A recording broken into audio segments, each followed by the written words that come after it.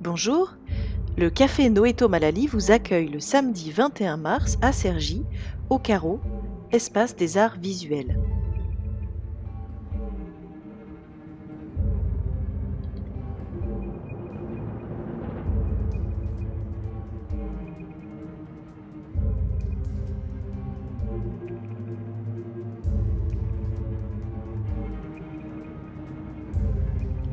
Robert Capa est photoreporter et correspondant de guerre.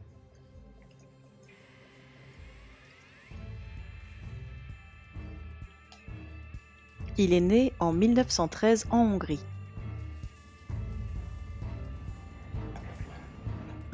Soudain, en 1936, la guerre civile éclate en Espagne. Il va couvrir les conflits en s'impliquant au plus près des combats.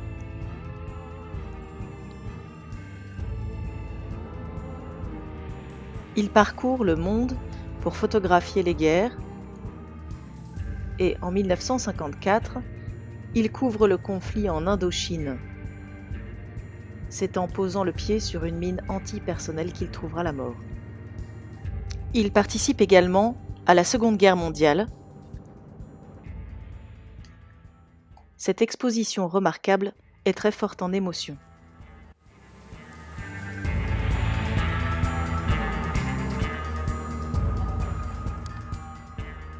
C'est vraiment celle qui représente et la guerre d'Espagne et le travail de Robert Capa. Elle est devenue une photo symbole. Alors une photo symbole de par le sujet, de par sa simplicité. En fait, c'est dramatique puisque c'est la mort d'un milicien espagnol. Voilà. Robert Capa a réussi à capter la mort de quelqu'un. C'est vraiment le moment où la balle l'atteint. Capa photographie à la fois l'armée, en fait il photographie le conflit du côté armé, du côté politique, et le conflit vécu par des populations civiles. Il va vraiment s'intéresser aux populations.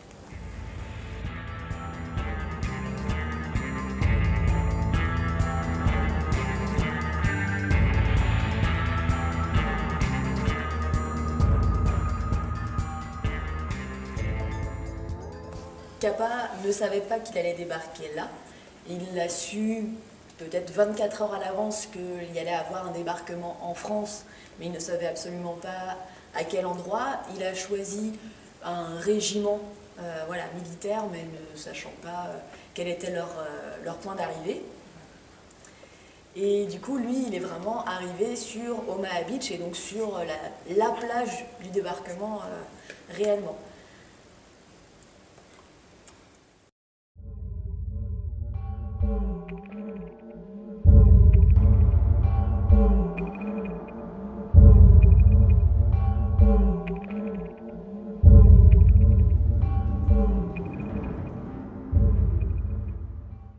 Joe Sacco est à l'origine journaliste, il fait du dessin et donc a fait de sa spécialité.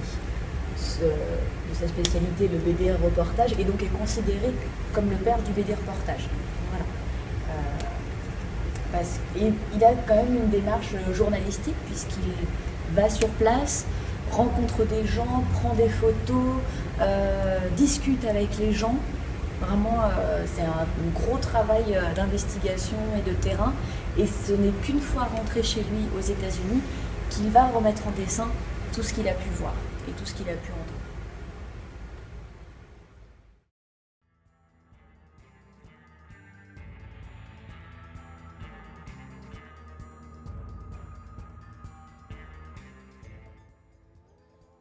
L'ouverture des portes a lieu à 14 h et vous pourrez visiter librement l'exposition. À 15 h, il y a la visite guidée avec un interprète de langue des signes. Nous aurons ensuite un échange autour d'un verre et nous vous proposerons une animation jusqu'à 17 h.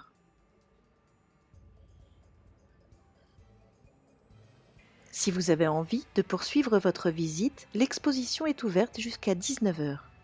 Un conseil réservé, c'est préférable. Toutes les infos pratiques ici. À bientôt!